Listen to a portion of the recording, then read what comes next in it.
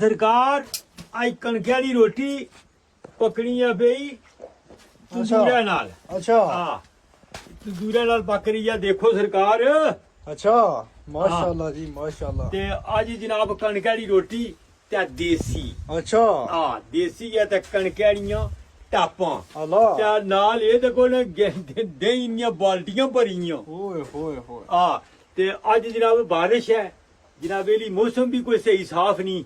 ਅੱਛਾ ਇਸ ਗੱਲਾਂ ਲੱਸੀ ਤੇ ਮੱਕਾਂ ਦੀ ਰੋਟੀ ਅੱਜ ਨਹੀਂ ਮੈਚ ਕਰਨੀ। ਅੱਛਾ ਤੇ ਅੱਜ ਜਨਾਬ ਕਣਕਾਂ ਦੀਆਂ ਰੋਟੀਆਂ ਉਹ ਸੁਣ ਅੱਲਾ ਤੇ ਜਨਾਬ ਨਾਲ ਦੇਸੀ ਹੈ। ਦੇਸੀ ਮੁਰਗਾ ਘਰ ਨਾ ਘਰਿਆ ਨਾ ਜਨਾਬ ਜਿਹੜਾ ਆਪੂ ਪਾਲੇ ਆ। ਅੱਲਾ ਕਿਤਨੇ ਕਿਲੋ ਜਿਹੜਾ ਜ਼ਬਾ ਕੀਤਾ ਹੈ? ਇਹ ਜਨਾਬ ਕੋਈ 2.5-3 ਕਿਲੋ ਸੀ। ਅੱਛਾ ਮਾਸ਼ਾਅੱਲਾ। ਹਾਂ ਮਾਸ਼ਾਅੱਲਾ ਜੀ, ਅੱਲਾ ਦੀ ਜ਼ਾਤ ਕਰਮ ਕਰਨੇ ਵਾਲੀ ਹੈ।